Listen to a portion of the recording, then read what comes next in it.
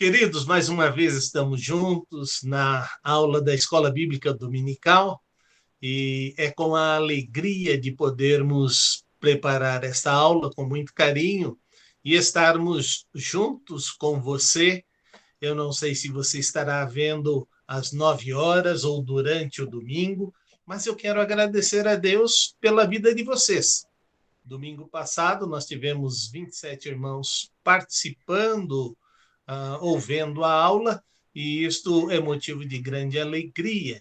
E quero encorajar você, mesmo que você tenha visto presencialmente, é muito bom a gente ouvir mais da palavra de Deus. Então, você pode, no domingo à tarde ou durante a semana, estar visualizando e também, principalmente, compartilhando.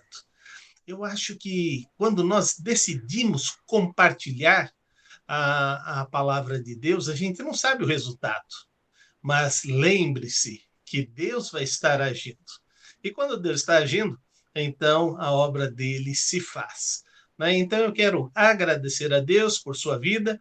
Você sabe que esta aula nós estamos ministrando aos professores que estarão lecionando no domingo presencialmente, mas você está tendo contato com ela no domingo. Então, agradeço a presença da irmã Cíntia, agradeço a presença do irmão Márcio, professores nossos, pastor Cristiano, e talvez na outra semana ou à frente teremos participação de outras pessoas que queiram estar participando para tomar um pouco mais de domínio da matéria da aula da Escola Bíblica Dominical. Nosso objetivo é que os nossos alunos cresçam, né? E isso vai ser uma bênção para a sua vida, trabalhar tentando entender de uma forma mais profunda o que a Escola Bíblica Dominical está nos ensinando.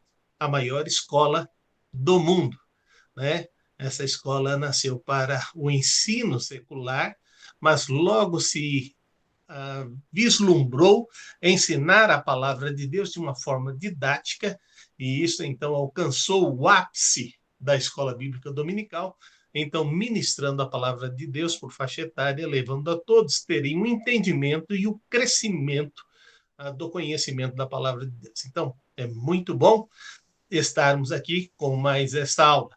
Hoje nós estamos trabalhando sobre a mensagem do reino que virá. Então, nós vamos trabalhar e ter esse entendimento um pouco mais aprofundado sobre como será esse reino e como ele vai trabalhar em nossas vidas. Nós vamos começar, como fizemos na aula passada, ouvindo o pastor Cristiano, dando o pano de fundo e também todas as orientações, nos situando em que ambiente é que esta mensagem será colocada para nós. Então, pastor Cristiano tem a sua palavra. Obrigado, pastor Solovim. Deixa eu aproveitar e convidar vocês que estão nos acompanhando aí pelas nossas redes sociais. Vamos fazer uma oração neste momento para a gente ter este momento com Deus e pedir que Ele continue nos falando durante toda esta aula. Pai, obrigado por este momento em que vamos refletir na tua palavra. Pedimos que fale através do teu servo, pastor Salve Júnior. Pedimos, ó Pai, que aquilo que aprendermos possa fazer parte do nosso coração e que esta reflexão possa também ser colocada em prática na nossa vida. Em nome de Jesus. Amém. Amém. Muito bem, queridos. Então, quero trazer aqui um rápido pano de fundo, um pano histórico, ali um panorama histórico sobre essa questão, onde o tema da lição, como o pastor Salve Júnior falou, é o reino que virá. Né? Então, o reino ali que ainda não chegou no momento da escrita deste texto, né, que é o texto de Isaías, que nós vamos abordar, mas ainda há um pensamento, há esta linguagem em relação ao reino. Por quê? O período de Isaías, quando ele escreve o seu livro, é o chamado período monárquico, ou período do reino. Aliás, especificamente dos reinos. Então, rapidamente, nós lembramos ali que Israel surge como um reino, de fato, a partir da monarquia. Então, antes disso, ele é através de Jacó, ele é chamado de Israel, ele é o povo de Jacó. Deus troca o nome de Jacó para Israel, e aí é falado tanto povo de Israel, povo de Israel, povo de Israel, e ficou, no fim das contas, Israel. Né? Ficou abreviado apenas como Israel. A partir de Samuel, do sacerdote, do profeta, do juiz Samuel, ali, do livro de 1 Samuel, você já não tem mais um governo através dos juízes, você tem um governo através da monarquia, que começa com Saul. A partir dali, então, constitui-se essa expressão reino, porque havia um rei terreno. Antes, o único rei, como o próprio Deus fala a Samuel, ele era o rei do povo, mas eles pediram um rei terreno. Agora, é importante destacar quem vem depois, Davi. Davi, então, é aquele que governa Israel como uma única nação, ele governa as 12 tribos. Né? E aí vem o seu filho, Salomão, mantém-se ainda esta monarquia com um único reino, o reino de Israel. A partir do filho de Salomão, o rei Roboão, o reino é dividido em dois. Então, quando você estiver observando no livro de Samuel, em vários momentos ele vai falar Israel, Efraim, Manassés, que são o reino do norte, são nomes que são dados ali, sendo Efraim parte do reino do norte, Manassés parte do reino do norte, mas tudo se refere ao reino do norte, que começou sendo governado por Jeroboão. E, posteriormente, então, Roboão governa o reino do sul, que se resumia ali em duas tribos, Benjamim e Judá. Então, este é o contexto dos dois reinos. E aí, na maioria das vezes, Isaías está escrevendo a Israel, porém também você vai ver várias vezes falando sobre o rei de Judá. O capítulo 7 de Isaías, que é o capítulo que nós vamos trabalhar, ele está falando ali de um dos reis de Judá, que aqui é o rei Acás. Na aula passada, nós falamos sobre ali, em parte, o capítulo 6, sobre o rei Uzias. E nós temos então já uma passagem, percebe aqui como Isaías passou por 3 reinados em Judá aqui. Por quê? Ele está falando quando Acás, filho de Jotão, neto de Uzias. Então, Isaías começa seu ministério ali logo quando Uzias morre, então bem no finalzinho do reinado de Uzias, acompanha todo o reino de Jotão e agora está também durante o reino de Acás. E o capítulo 7, que é o capítulo 7 de Isaías, é um dos capítulos mais importantes da Bíblia, vocês vão ver mais à frente o porquê, juntamente com, por exemplo, o capítulo 9, o capítulo 8, que fala de alguma figura muito especial para nós. E ali, esta profecia é dada, então, olha, Deus, não estou falando dos reinos de Judá e de Israel, eu estou falando de um reino que virá. E este reino que virá, eu não vou trazer aqui o conteúdo adiantado, né? Porque o pastor Salovey Jr. vai tratar, mas este reino que virá, ele é um reino diferente do reino de Judá, é um reino diferente do reino de Israel. E esse, então, é o pano de fundo, é este o momento. A gente está falando aqui, pessoal, de mais ou menos 200 anos depois de Davi. Tá? Então, historicamente, é neste período aqui que se situa Isaías, mais ou menos é nesse período, então, que está esta profecia que está no capítulo 7, o capítulo 8, o capítulo 9, alguns capítulos que assim seguirão, tá bom? Então, esse é o pano de fundo histórico, agora vamos entrar aí no conteúdo da lição. Obrigado, pastor Cristiano.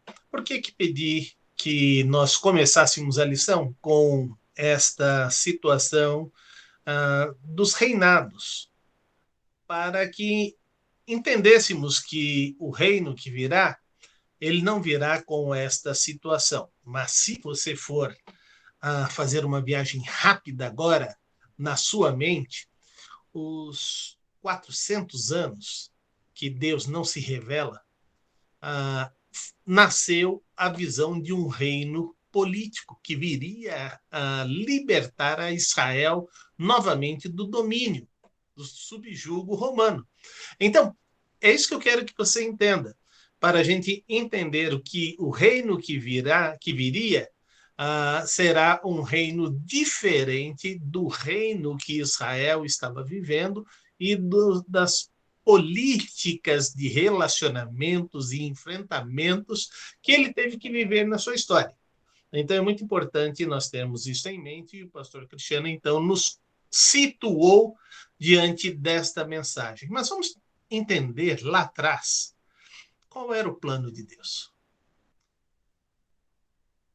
Deus cria todas as coisas que nós entendemos. E quando ele cria, ele dá uma nota. E viu Deus que tudo que ele criou era muito bom. E ele agora coloca o homem neste lugar. E depois coloca a mulher ao lado deste homem. Mas eles decidem desobedecer a Deus. Eles decidem não estar seguindo a orientação de Deus. E porque eles decidem isso, então as coisas começam a dar totalmente errado e eles estão banidos desse local, não podem mais voltar para esse local que Deus criou, e agora eles vão começar a viver a sua vida. E é importante, então, nós entendermos essa promessa que está registrada em Gênesis, no capítulo 3, verso 15.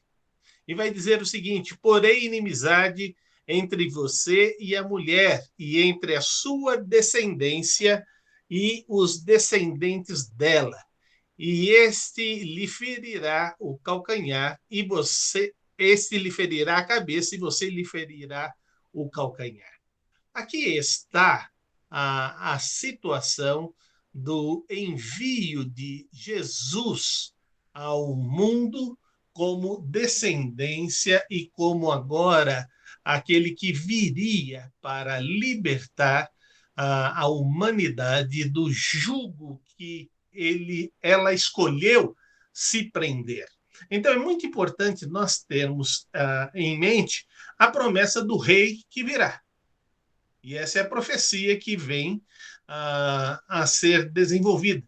E uma das coisas que a gente precisa ter em mente que essa profecia que o Senhor está falando, ela vai trabalhar de uma forma muito bela para nós. E nós precisamos ter isso em mente. E quando nós tivermos isso em mente, vamos ter a compreensão de tudo aquilo que o Senhor está mostrando para nós. Então, eu gostaria que você tivesse esta visão e assim tivesse essa compreensão.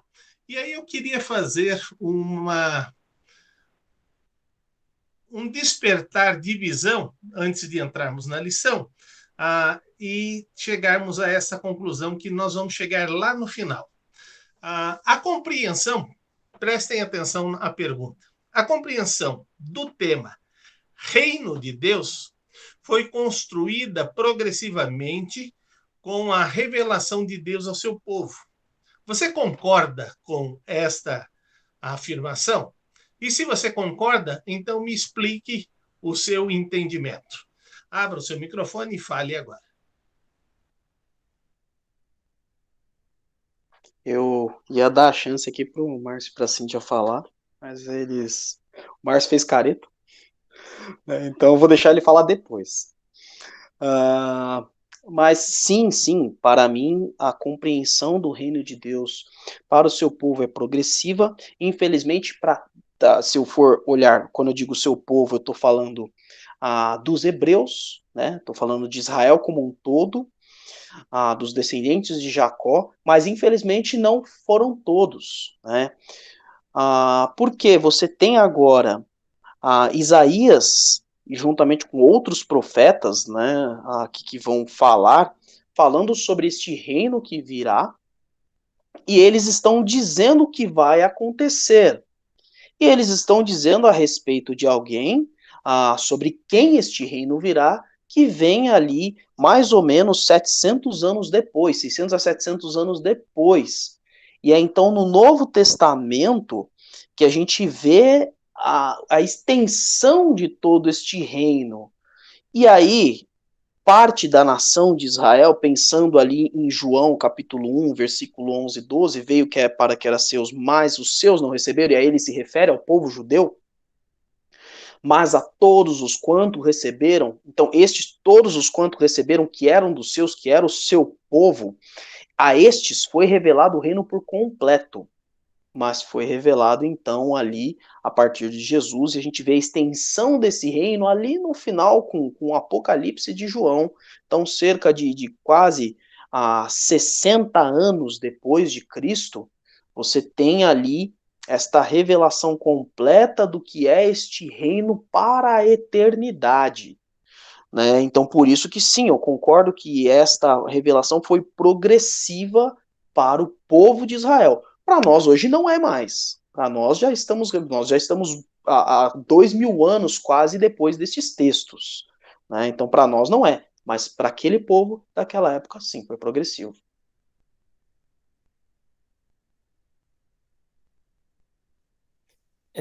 Eu fiz careta, fiquei meio assustado porque eu pensei realmente disso, né? De Gênesis, como o pastor Salovi falou no começo, 3, né? Que fala a respeito da profecia, de que ferirá a cobra, ferirá o seu calcanhar, e ele amassará, vai amassar a cabeça da cobra, mata a cobra lá. Aí a primeira profecia de Jesus. Aí depois vai vindo progressivo mesmo na Bíblia, como tem Isaías 9 aqui, e tantas outras revelações no Velho Testamento que apontam, né, para a vinda de Cristo. E é uma coisa que eu não falar que não estou tão habituado com essas profecias, né? O reino de Deus, na minha cabeça, vem sempre essa parte que a gente já está vivendo hoje, assim, né? E então destona um pouco do que a pergunta está tentando indicar, mas eu acho que é interessante eu falar essa minha visão, porque o reino de Deus a gente recebe ele agora, mas a gente ainda não está preparado para saber dele totalmente, porque a gente está numa transformação constante aqui nessa vida, e o reino de Deus realmente vai ser revelado para nós da maneira que ele é quando a gente morrer, estiver no nosso corpo novo, junto de Deus, já bem para frente do que Isaías está falando aqui, né? Então, por isso que na minha cabeça deu um certo nó, assim, e para me pensar em responder isso fica meio complicado, porque a parte do Velho Testamento mesmo, eu sou muito cru nisso, e então eu fico com uma certa dificuldade. Mas eu concordo, assim, que é progressivo, e eu concordo que é progressivo na nossa vida hoje ainda, né? Porque você, a cada dia, está se ficando mais próximo de Cristo, se parecendo mais com Ele, e você está cada dia, nesse nosso tempo cronológico, se aproximando mais também, né? Do nosso fim nessa terra e da nossa proximidade, né? De estar junto com Deus no seu reino eterno. A Cíntia, agora é você, hein, Cíntia? Quero ver. Passou a batata. Poxa vida, boa noite. Boa noite. Olha, eu já pensei de uma forma totalmente diferente. A primeira coisa que eu pensei foi assim, com certeza foi progressista, porque as pessoas de antigamente não pensavam em Deus como um rei, né? O rei para eles era rei, né? O reino ali na terra. Então, inclusive hoje em dia tem pessoas quando a gente fala assim, Cristo é meu rei, Deus é meu rei, né? Tem pessoas ainda que não entendem essa colocação, o reino de Deus dos céus. Então, quando eu pensei, eu falei, com certeza, porque ninguém iria aceitar isso de que viria um rei, o reino dos céus. Como seria o reino de Deus? Sendo que eles estão pensando em um reino na terra. Eu pensei assim. Obrigado pela participação de vocês. O que nós queremos mostrar é que este reino que será revelado e vem sendo revelado ao povo de Israel, ele vem sendo trazido e mostrado por todos os profetas, por todos os juízes, para que eles pudessem compreender tanto que a salvação foi dada àqueles que viveram sem lei pela promessa. Aqueles que viveram na lei pela promessa. Aqueles que vivem na graça pela promessa. Então, tudo está ligado a um Messias que vem para reinar não geograficamente, porque o seu reino ele vai ser eterno e o seu reino será abrangente. Mas a gente vai perceber que isso vai acontecendo no decorrer do tempo, e assim esta compreensão vai se fazendo clara às pessoas. Então é muito importante nós entendermos esta situação.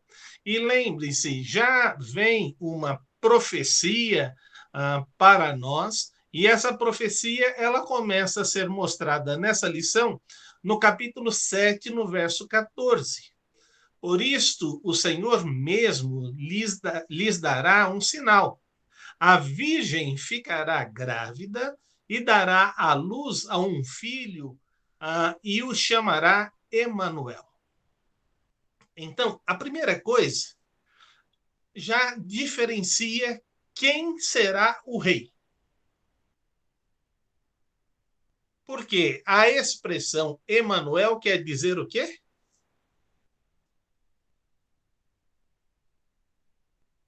Deus conosco. Deus comigo, Deus com você, Deus com todos nós. Então, não é um rei que vai estar num local, num palácio, fechado e cercado por todos, que somente a corte tem acesso a esse rei. Ele será um rei que estará com os oprimidos, que estará com aqueles que têm entendimento, aqueles que participam da classe social abastada, ele estará com aqueles que têm intelecto e aqueles que são indoutos. Ele estará com todos. Ele será um rei pessoal. Começa aí a primeira característica, que é completamente diferente de todos os reis. Por mais que você tinha amizade com um rei, ele nunca seria um rei presente na sua vida. Por causa das suas atribuições, por causa da sua maneira de comandar, por causa das batalhas que ele ia enfrentar, pela maneira como ele ia guiar o seu povo e seu exército. Então, ele nunca estaria com você. Isso é muito importante. Certa vez eu estava assistindo o filme Gandhi, e duas coisas que marcam para mim. Se Gandhi conhecesse cristãos autênticos, talvez Gandhi seria um cristão. Mas como ele encontrou cristãos que não se comprometeram com Cristo, a decepção dele foi muito grande. Mas Gandhi, certa vez, prometeu ao seu neto que iria lhe ensinar a tirar leite da cabra. E as tribos da Índia, as classes sociais, as castas, estavam a ponto de se pegarem e haver uma grande luta interna. E Gandhi estava sentado com estes líderes. E aí o seu neto, ele está lá numa discussão ferrenha com todos eles, tentando fazer eles viverem em harmonia, e aí seu neto passa lá fora no quintal. E Gandhi o vê. Gandhi diz: eu vou interromper a reunião agora, que tem uma coisa mais importante. E aí ele deixa todos aqueles líderes que vão... que é mais importante do que essa reunião? Ele está querendo trazer paz para a Índia e fala que tem coisa mais importante. E aí ele vai lá onde estão os animais e, com o seu neto, ensina ele a tirar leite. Os caras piraram. Como que ensinar o seu neto a tirar leite é mais importante do que gerar paz na Índia? E aí ele volta e diz: não, o mais importante é o que não acontece entre vocês. A gente gasta horas discutindo, mas vocês não têm palavra. E porque vocês não têm palavra, então vai voltar a ter guerras independente do que vocês estão prometendo agora. Que lição eu aprendi ali? E aí eu pensei, eu me comprometi com esse reino. E o quanto a minha palavra vale? O quanto a sua palavra vale com um Deus que anda com você? Olha, eu falei do contexto histórico, falei do rei que virá, agora estou falando do rei que anda com você. Que salto em todo esse tempo, inclusive que o pastor Cristiano foi nos situando no tempo. Mas é para você entender que este menino que iria nascer, tudo isso já foi confirmado, já aconteceu, ele já se tornou o salvador do mundo e ele talvez já tenha se tornado o seu salvador pessoal. E a palavra de Deus continua a nos falar agora em Isaías, no capítulo 9. Eu queria que vocês abrissem as suas Bíblias. Em Isaías 9, do versículo 2 até o versículo 5. Vamos entender o que estava acontecendo antes do anúncio desta profecia. Isaías 9, de 2 a 5, do versículo 2 ao versículo 5. Pode ler, por favor. Contudo, não haverá mais escuridão para os que estavam aflitos. No passado, ele humilhou a terra de Zebulon e de Naftali. Mas, no futuro, honrará a Galileia dos gentios, o caminho do mar junto ao Jordão. Deixa eu só perguntar, pastor Cristiano, você está em 9:2? Desculpa, eu comecei lendo 1. 9:2. Agora vamos ao 2. Tá bom. Perdão. O povo que caminhava em trevas viu uma grande luz. Sobre os que viviam na terra da sombra da morte raiou uma luz. Fizeste crescer a nação e aumentaste a sua alegria, e eles se alegraram diante de ti, como os que se regozijavam na colheita, como os que exultam quando dividem os bens tomados na batalha. Pois tu destruíste o jugo que os oprimia, e a canga que estava sobre os seus ombros, e a vara de castigo do seu opressor, como no dia da derrota de Midian. Pois toda a bota de guerreiro usada em combate e toda a veste revolvida em sangue serão queimadas como a lenha no fogo. Vemos aí agora um novo contexto. Um povo em trevas. Um povo com um jugo pesado sobre o seu corpo. Um jugo que, no tempo, quando Cristo veio, isso, como diz o pastor Cristiano, há mais de 700 anos depois, continuava. Um jugo não mais de uma opressão, como está sendo dito aí, mas um jugo do pecado. Tanto que o precursor de Jesus vem chamando todos de raça de víboras. E vem aplicando o batismo do arrependimento. Então, todo o povo estava sobre este jugo do pecado. Mas aí você fala, e esse jugo desapareceu? Não, esse jugo continua. Porque o Senhor Jesus vem e diz, todos pecaram e destituídos estão da glória de Deus.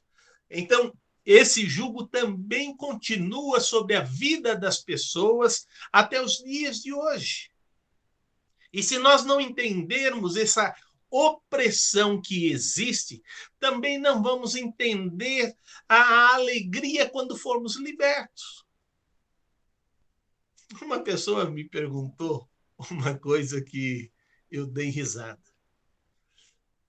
Pastor, corre-se o risco de que, se eu for batizado em pecado, eu vou ser queimado na água? Eu disse, em alguns batistérios, a água é aquecida. E pode ser até que você seja queimado nessa água que, se ela for muito aquecida. Mas geralmente o pastor foi queimado primeiro, porque ele sempre entra primeiro. Então você não vai correr risco, o pastor não vai estar lá dentro se ele for ficar sendo queimado.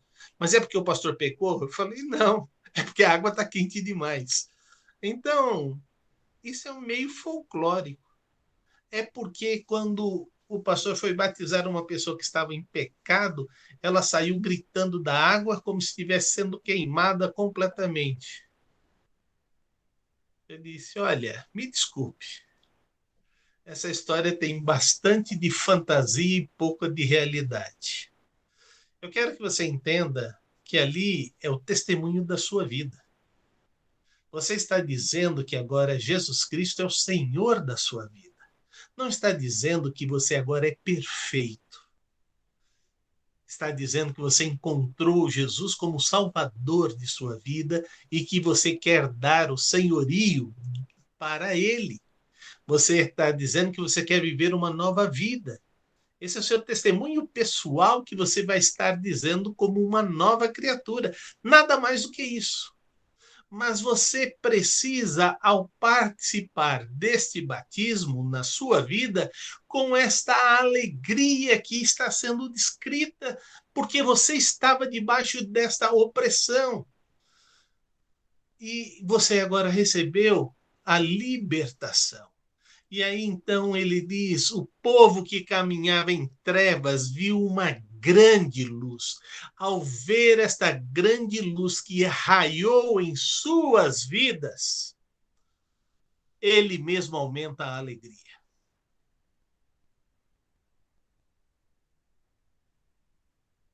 Tanto que a nossa alegria não é pelos episódios que acontecem. A nossa alegria é um fruto do Espírito, que é o gozo que o Senhor nos dá, o gozo que Ele nos dá em todas as situações que nós vamos viver. Por isso que o Filho de Deus, aquele que aceita a Jesus Cristo, o sacrifício que ele virá, que o texto está mostrando, vai nos dar a compreensão de que esta libertação também chegou até nós. E aí ele vai colocar que este regozijo é maior do que o regozijo na colheita. O Brasil é um país que tem safras recordes quase que anualmente. E então mostra a alegria do agricultor. Eu fui pastor ali em Sumaré e vi a alegria do agricultor. Ele esperava tantas sacas ser colhido por alqueire, e agora ele vê isso acontecendo 30%, 40% a mais. E aí, então, ele fica feliz com esta colheita e ele regozija. Ou como os soldados que vão para uma batalha e vencem a batalha e agora estão recolhendo as riquezas que estão ali com o exército derrotado. Então, tudo isso ele está dizendo que isto vai acontecer, esta alegria precisa ser demonstrado por este reino que virá. Ele está preparando um povo que não tem muitos motivos para se alegrar, mas diz, este reino que virá vai trazer esta alegria. E agora ele vai começar a descrever este reino e vai começar a descrever como ele será. E isso está no versículo do capítulo 9, 6 e 7. E ele vai dizer: este menino que vai nascer, o governo vai estar sobre os seus ombros. E aí você tem que fazer uma pergunta. Eu dei autoridade para o Senhor governar a minha vida?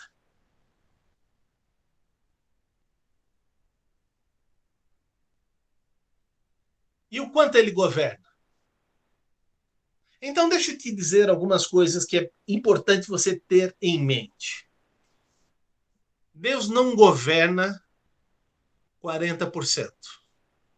Não governa 60%, não governa 90%, ou ele governa 100% ou ele não governa. Então é preciso que você tenha isso em mente. Quando você deu a sua vida ao Senhor, que ele comprou você 100%. E ele espera que o seu governo esteja sobre você 100%. Então você precisa agora começar a perguntar para você mesmo o que é que está nas mãos do Senhor e o que não está. E o que não está significa que você não está cumprindo o que você prometeu. E você precisa entregar. E enquanto você não entregar, você não vai perceber o que ele pode fazer. Porque ele vai dizer que este será chamado de um maravilhoso conselheiro. Há um dito popular que diz: se conselho fosse bom, não se dava, vendia. O conselho maravilhoso da parte do Senhor te conduz de vitória em vitória. Mas você pode dizer: eu, como filho de Deus, não estou experimentando vitória sobre vitória. E aí você tem que fazer uma pergunta: o quanto do governo dele está sobre sua vida? O quanto do seu conselho eu escuto e acato? Mas aí ele continua a dizer: ele será um Deus poderoso. E quando estamos falando sobre ele será um Deus poderoso, ele está dizendo o seguinte: para Deus, nada é impossível. E eu tenho uma pergunta para você. Quais foram as coisas que você julgou impossível colocar na mão de Deus e Deus te decepcionou? Já aconteceu na sua vida? Pode abrir e falar.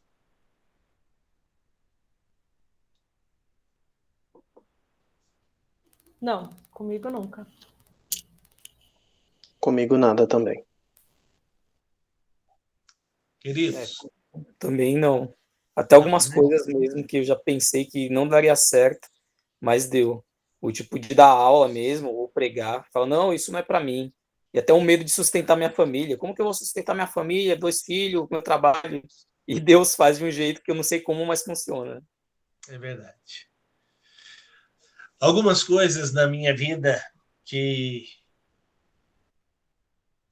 eram quase que impossíveis, Deus transformou possível. Eu tive foco, o foco atingiu a parte da memória, eu não lembrava a não ser do Cristiano, da Cíntia e da Emilce. Eu não lembrava das minhas irmãs e dos meus pais. Eu não lembrava de ninguém da igreja. Durante 6 meses foi um processo muito, muito, muito metódico. Eu voltei a pregar. Quando eu voltei a pregar, a minha esposa tinha uma cópia da mensagem que eu ia ler. E eu pregava olhando para ela e lendo. Para ela mostrar para mim se eu tinha saído do texto que eu tinha escrito. Então foi algo terrível. Os versículos que eu tinha na minha memória se apagaram. E pela mão misericordiosa de Deus, hoje minha memória voltou. O primeiro comprimido que eu tomei, eu fiquei apagado por 16 horas. A minha esposa ia lá na cama e colocava a mão para saber se eu estava respirando. De tão difícil que foi o tratamento. Então, Deus colocou a sua mão e fez acontecer. Deus colocou a sua mão e fez maravilhas em tudo aquilo que ele quis realizar através da minha vida. Coisas impossíveis. Então, é muito importante você ter na sua mente que esse Deus poderoso é o Deus que diz uma coisa que a gente muitas vezes não acredita. Ele diz: faça a prova. Eu agi assim no passado e agora faça a prova que eu vou mostrar que eu sou o Deus Emanuel, um Deus na sua vida. Pois não, pastor Cristiano? Eu só queria explicar para o pessoal uma coisa que o pastor falou. O pastor ele usou a expressão eu tive foco. É que nós conhecemos a palavra foco, mas foco também é uma doença. Tá? O nome completo seria foco irritativo cerebral idiopático, tá? Que é uma doença que apaga a sua memória temporariamente. Tá, queridos? Então, quando o pastor falou foco, ele não está dizendo de foco de focar, tá? Existe uma doença com esse nome, que é uma, eu vou resumir, né? Uma perda repentina da memória. É muito mais grave do que isso. Depois você faz a pesquisa na internet, tá? Mas foi isso que ele sofreu nessa época, quando a gente era adolescente, eu e minha irmã.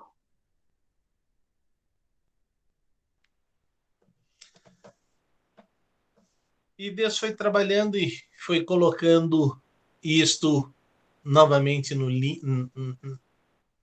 centro e nos dando a condição de ir trabalhando sobre nossas vidas. Mas a outra característica desse reino que virá, ele será eterno. Ele é o mesmo ontem, hoje e sempre. Ele não muda. O que ele promete, ele cumpre, e cumpriu no passado e vai cumprir no futuro. E é isso que a gente precisa. Mas ele é também o príncipe da paz. E quando ele coloca isto, ele vai lá em João dizer: deixo-vos a minha paz e a minha paz vos dou. Não vos la dou como o mundo a dá. Não se turbe o vosso coração, nem sinta temor. A paz de Cristo não é ausência de conflito. A paz de Cristo é você caminhar contra uma multidão e saber que aquele que está ao seu lado é maior do que todos que vêm contra você. E por isso que você se compromete com ele e você descansa nele. No salmista vai dizer: entrega o teu caminho ao Senhor, confia nele e ele tudo fará. É um descansar de paz, onde a sua vida é depositada sobre ele e ele vai conduzir à frente, dando a você a certeza e a firmeza do seu pensar, do seu falar e do seu agir. Quando nós estamos diante de Deus desta maneira, nós vamos ter a compreensão. E agora ele vai dizer: este reino se estenderá e haverá paz sem fim sobre o trono de Davi e o seu reino, estabelecido e mantido com justiça e retidão desde agora para sempre. O zelo do Senhor dos Exércitos fará isto. É este reino que virá. Um reino que independe dos seus conselheiros, independe das decisões políticas, é um reino que não muda. Ele estabeleceu e ele vem fazendo cumprir todas estas coisas. Se você vai lá em Êxodo, vai falar sobre esse reino. O Senhor reinará eternamente em Êxodo 15, verso 18. Ele vai reinar eternamente. O Salmo 146, no versículo 10, vai dizer a mesma coisa. O Senhor reinará para sempre. O teu Deus, ó Sião, reinará de geração em geração. Aleluia. É isso que a gente precisa ter na nossa mente e no nosso coração. É esse tipo de situação que, ao termos na nossa mente que o reino é completamente diferente de tudo que nós vemos, a gente fica depositando as nossas esperanças nas incertezas do mundo, enquanto Deus está propondo que você creia, que você deposite a sua vida na certeza que Ele coloca à sua disposição. Você entende isso?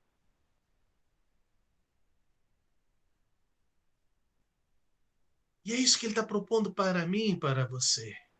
Quando nós voltamos em Isaías, no capítulo 8, no verso 8, vai dizer que os seus braços abertos se espalharão por toda a tua terra, ó Emanuel.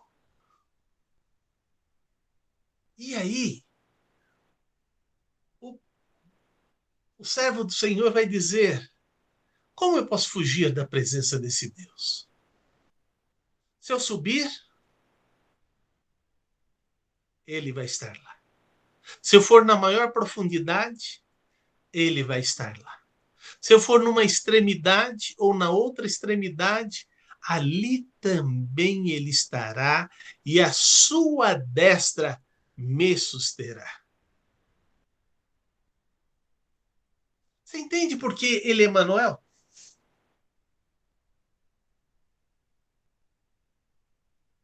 Você entende por que a sua promessa começa a se concretizar na minha vida e na sua vida? Eu tenho ensinado e tenho ministrado a tornar Deus concreto na vida das pessoas. Porque é isso que ele quer. Ele quer um relacionamento intransferível, pessoal, com você. E este relacionamento que ele quer com você é de paz. Ele não entra metendo o pé na sua porta. Ele entra batendo mansamente. Eu sou o Senhor. Você quer me convidar para estar na sua vida? Você quer conhecer o meu reino? Você quer descansar em mim? E quando nós nos colocamos diante deste reino que virá, e é lógico que nós estamos falando na linguagem do Velho Testamento, hoje nós falamos no reino que veio, porque já se passou esse reino, e ele agora se mantém. Hoje eu fiquei chocado com a notícia que a Igreja Católica, porque eu coloquei amplamente sobre a visão deste reino que virá, e quero começar a fazer uma colocação com você. Como você tem vivido com este Deus? E aí eu quero chamar você para abrir a sua Bíblia no Salmo 145.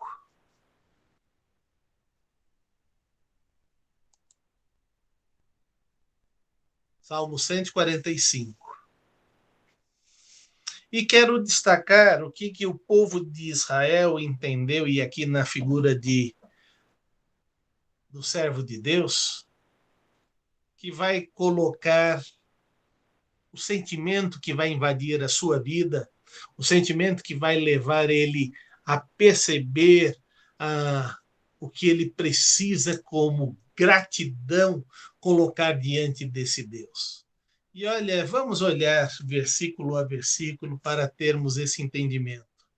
Eu te exaltarei, meu Deus, meu Rei, bendirei o teu nome para todo sempre. É um compromisso de vida que começa do momento que você aceitou, e esse compromisso se estende em todos os seus pensamentos, em todas as suas atitudes, e de todas as maneiras você vive para glorificar o nome de Deus. No versículo 2 ele vai dizer: todos os dias bendirei e louvarei o teu nome para todo sempre. A minha vida se tornará um tributo de louvor, porque grande é o Senhor e digno de ser louvado. Ele será louvado por causa do que ele é. O grande problema é que muitas vezes a gente está louvando a Deus pelo que ele fez ou pelo que ele faz. Podemos louvar, mas seria bom a gente subir um outro nível para louvar ao Senhor pelo que ele é. E ele continua: uma geração vai contar a outra a grandeza dos seus feitos. Nosso pastor tem feito um apelo constante. Compartilhe. Compartilhe a mensagem que você tem escutado da igreja. Como a gente tem o Face, não é bisbilhotando, mas o Face mostra quem compartilha e quem não compartilha. E você olha facilmente e vê estas coisas, porque se você tem os membros da igreja como seu amigo, quando ele compartilha, aparece no seu. E olha, esse pedido ainda está sendo muito pouco feito. Você já parou para pensar? Eu vivi essa experiência lá em Sumaré. Nossa igreja tinha 170 membros. Sabe quantas pessoas nós tínhamos no Face visualizando, que visualizaram as mensagens? O pico maior foi 1.780 visualizações, acessos à mensagem que nós pregávamos. Isso foi crescendo, crescendo, crescendo. Mas percebi recentemente que os membros pararam de compartilhar. E as visualizações de Sumaré caíram. Isso depende da sua ação. E ele está dizendo, porque Deus é o que ele é na minha vida, eu vou anunciar às pessoas a grandiosidade desse Deus. Eu vou compartilhar, porque eu tenho certeza que os atos poderosos que Deus faz irá transformar a vida das pessoas que eu tanto amo. Isso é importante. Se você olhar no meu Face, você vai ver inúmeras mensagens. Eu não compartilho todas, mas inúmeras mensagens e inúmeras aulas estão lá. Porque é importante compartilhar. Mas ele diz ainda, nós precisamos proclamar o glorioso esplendor da tua majestade e as maravilhas que fazes. Anunciar o teu poder e os teus feitos, e falarei das tuas obras. Vou celebrar a sua bondade e a sua justiça. Vou compartilhar que o Senhor é misericordioso e compassivo e transborda de amor. Vou compartilhar a sua compaixão, que alcança todas as criaturas.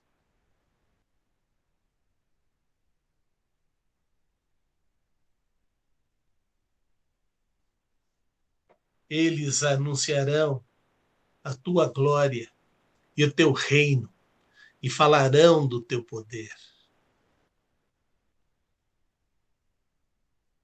Mas do versículo 14, fala agora de um Deus que vai agir. O Senhor ampara todos que caem e levanta a todos que estão prostrados. Como é maravilhoso viver nesse tempo da graça. Sabe qual é a grande bênção desse tempo? Se eu estivesse vivendo no tempo da lei, eu quebrando um mandamento, eu quebrava toda a lei, começava do zero. No tempo da graça, quando eu cometo um pecado e caio, Deus me coloca novamente em pé onde eu estava e eu continuo seguindo ao Senhor. Quando eu estou prostrado, deixando as enfermidades tomarem contas da minha vida, ele diz: eu venho em teu socorro. Você só precisa entender que eu estou pronto para receber e eu estou pronto para cuidar. E aí ele continua a dizer: os olhos de todos estão voltados para ti e tu lhes dá alimento no devido tempo. A gente tem visto algumas notícias nestes dias que chocam. Eu vi agora ali, se não me engano, é num desses centros de abastecimento, o lixeiro estava jogando as coisas e as pessoas estavam entrando quase que dentro do caminhão para pegar alguma coisa para comer.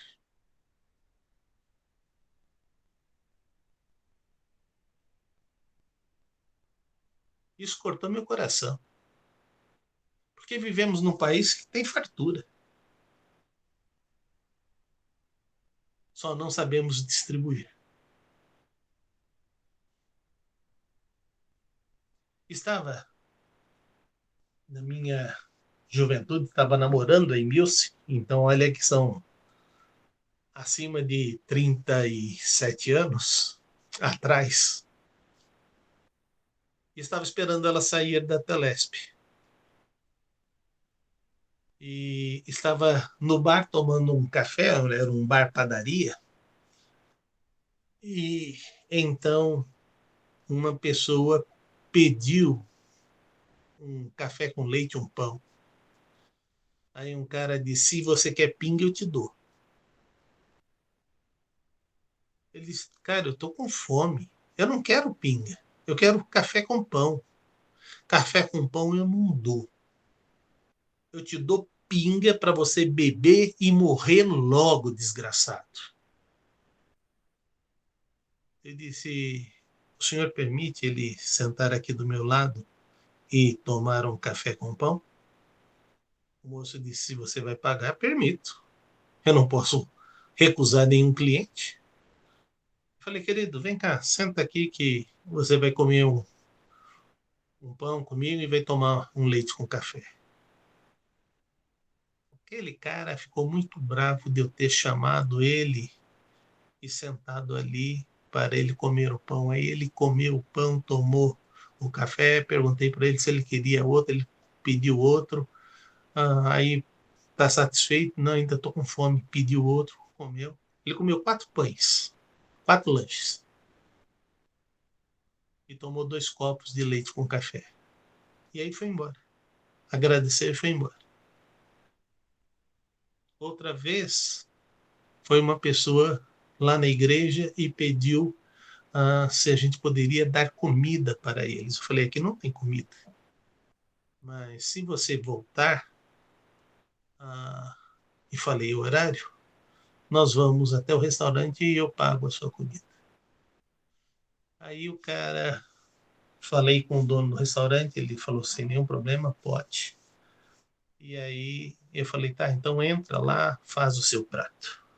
Aí ele fez um prato que, sabe aquele Everest? Era mais ou menos o Everest que estava em cima do prato dele. Aí ele disse, posso fazer um outro? Você vai conseguir comer? Eu estou há 5 dias sem comer nada. Então eu como. Por favor, não desperdice que vai ser feio. Pode deixar que eu como. Fez o segundo prato, colocou do lado. Eles dois comeram e deixaram o prato limpinho. O dono do restaurante disse, cara, eles estavam com fome mesmo. Entendeu? Fui lá oferecer uma água. Não, não. Tem que ter espaço, é só pro sólido. A água a gente pega em qualquer torneira aí da praça e toma. Aqui eu preciso de comida. E aí comeram e foram embora.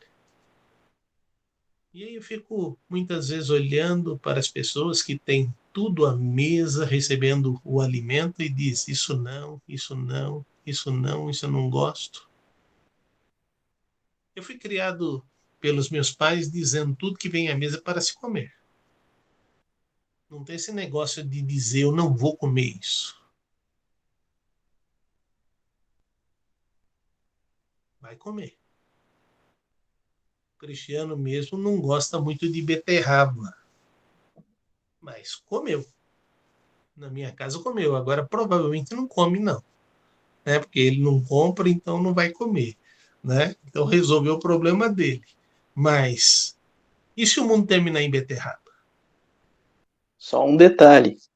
Às vezes eu compro, vou lá fazer o prato feito, né? Você vai num restaurante, num bar assim que você vai comer o prato feito e na salada vem beterraba. Geralmente não vem ela cozida, vem ela crua. Eu vou comer, porque eu falei, eu tô pagando, eu é que não vou jogar fora essa salada que eu paguei. Então, mesmo não gostando, eu vou comer. Eu como também.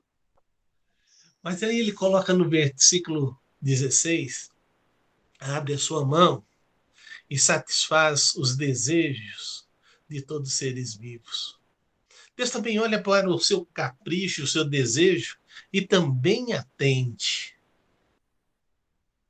O Senhor é justo em todos os seus caminhos, é bondoso em tudo que faz. O Senhor está perto de todos que invocam e de todos que invocam com sinceridade. Realiza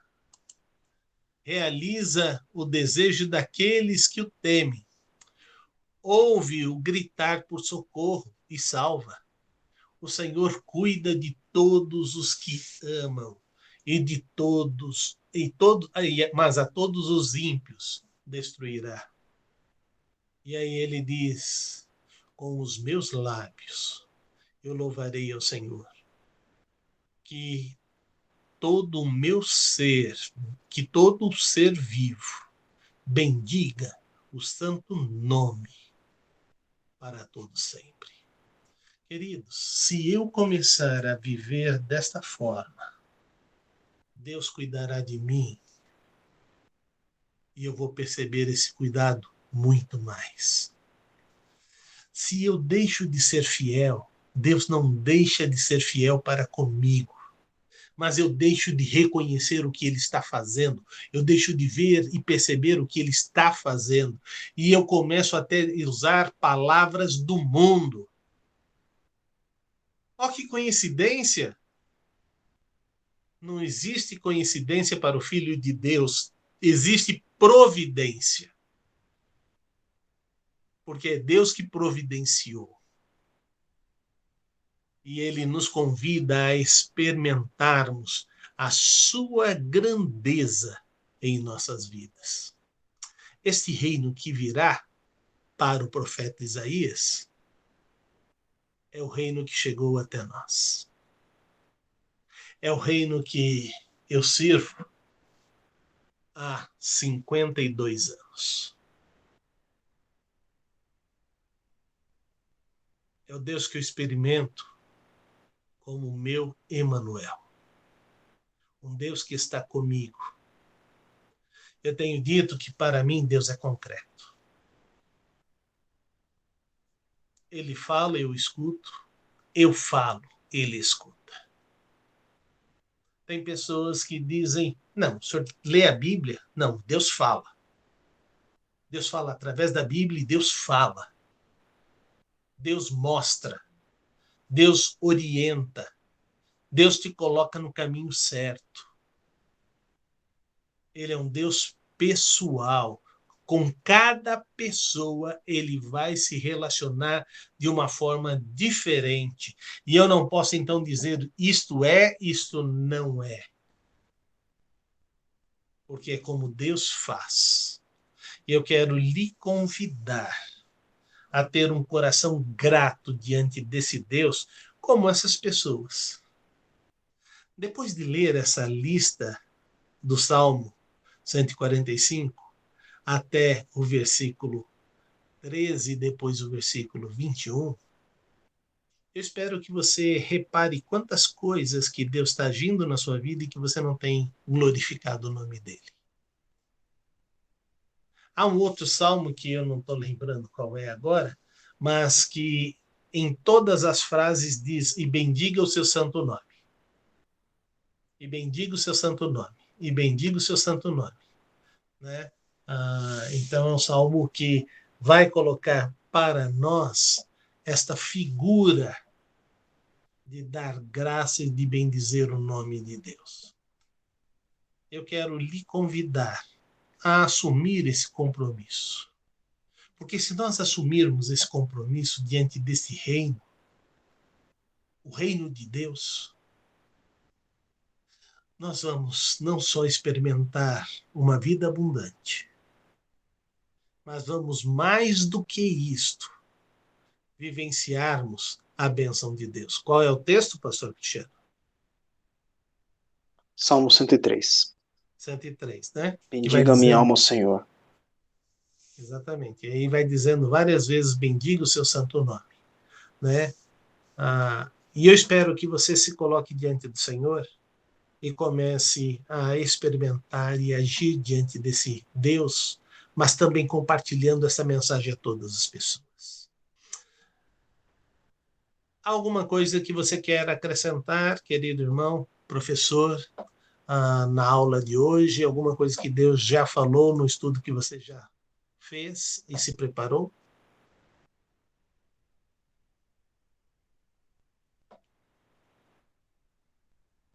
Não abram todos os microfones na mesma vez, porque a gente não vai conseguir gravar. Não, pastor. Para mim já está bem completo aí. Até agradeço. Para domingo, talvez quando estiverem assistindo essa aula, eu vou estar lecionando junto aí. E provavelmente vai ter aí um trailer aí, um pedaço dessa aula na minha aula também. Tá certo. Tá bom, queridos. Então vamos dar graças ao Senhor?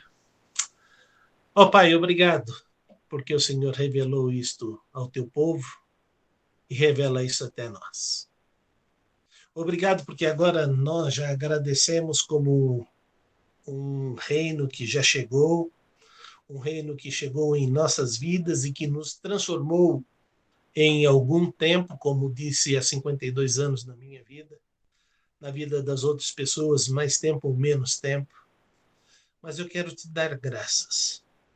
Nós temos compartilhado, o pastor Cristiano tem compartilhado sobre a vida do pastor Pedro, que a alegria dele é estar diante da tua palavra, que é o alimento espiritual para a vida dele, e ele fica todos os dias, vários momentos. Quero te pedir que exemplos como estes nos auxiliem a termos mais fome da tua palavra, mais fome do teu desejo. Papai, nesta notícia tão ruim que estamos ouvindo, aonde o Senhor mesmo diz: quem acrescentar ou retirar sofrerá as condições que o Senhor já predeterminou na sua palavra. Isso está acontecendo de diversas maneiras. Transforma o coração destas pessoas.